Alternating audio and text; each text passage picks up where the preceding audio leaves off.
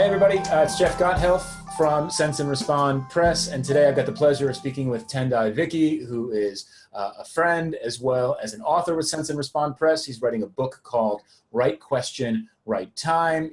Not only is he an author, he's a speaker, he's an entrepreneur, he's an intrapreneur, he's an educator, and I'm thrilled to have him here to ask him 3 quick questions today. Tendai, thanks so much for being here. Is there anything else you want to share with the folks before I ask you the 3 very serious questions?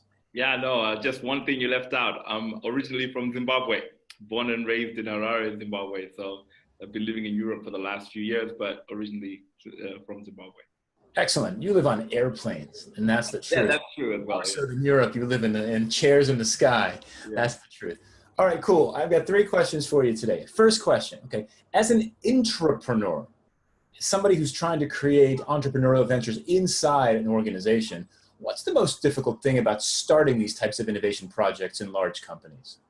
I think the hardest thing in large companies is getting the space to start, which is the lure of tomorrow's profit, right? So large companies are always focused on how do we report to the market next quarter? What numbers are we going to have? How much revenue are you going to generate? And the pressure of that really constrains what people, entrepreneurs that are trying to work in large companies can actually do. So this is something that you constantly have to fight against, and you have to create some sort of mindset change within the leadership in order to be allowed the space to actually innovate.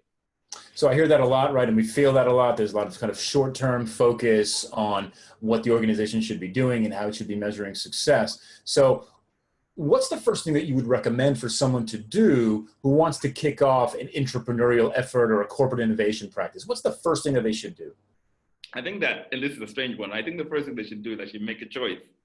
Okay. And so the choice they have to make is whether they want to lead a movement to change how their company works, or whether they just want to create a space within that organization for them to be allowed to do innovation. I think these 2 choices, a lot of entrepreneurs confuse these 2 choices. Half the time they spend fighting battles around changing their company, and the other half of the time they spend trying to work on cool products. But if you're actually you have to choose between, are you a transformation entrepreneur, or are you a person who just wants to be allowed to do startups? Because making that choice allows you to then make decisions about which battles to fight, and each one has pros and cons. So if you choose to do transformation, you then have to become really politically involved, engage with leadership and changing attitudes, and be really patient because that takes time. But if you decide that you want to work on cool products, you can really focus on creating a protected space, maybe find one leader that can protect you and provide air cover and allow you to be able to explore new ideas and test new ideas. You can maybe lower the cost of innovation as well, so that you don't keep getting noticed by people as much, and sort of nurse and protect your ideas and navigate the big company in that way. So I would say before you start, make a choice. Which one of these 2 things do you really want to do? God, that's really interesting, right? So it really it's a scope decision. Like, how much do you really want to take on? Do you want to just work on kind of small, tactical, but still cool stuff? Or do you really want to take on the company? Yeah, right? As a whole. The whole other thing. Right. That's a big choice, yeah. And everybody's got their different levels of ambition, which is good. That's excellent advice. Cool. My last question really is just more of kind of a personal question from your experience. What's the funniest thing that's ever happened to you in the context of work? Right. So the funniest thing that has happened is nothing that happened to me. It was just something that so happened. So in a lot of companies right now, people no longer have like distinct spaces. We all share spaces now. So in one of these companies that I was working with, there was this space that was known like a meeting room that anyone could use, but it was like common knowledge that if the CEO turned up, you had to leave the room and let him use the room. Right. And so this intern turns up and they don't know this norm. And so they're on their conference call and the CEO turns up and they like tell the CEO to go away, call, right?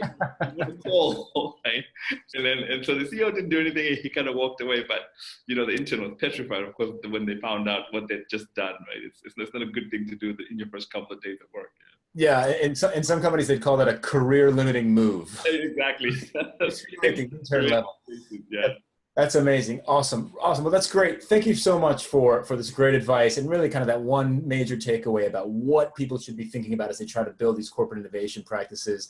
Again, Tendai Vicky's writing a book called Right Question, Right Time. Thanks so much for spending the time with me, and I'll see you around soon. Thank you, man. Pleasure.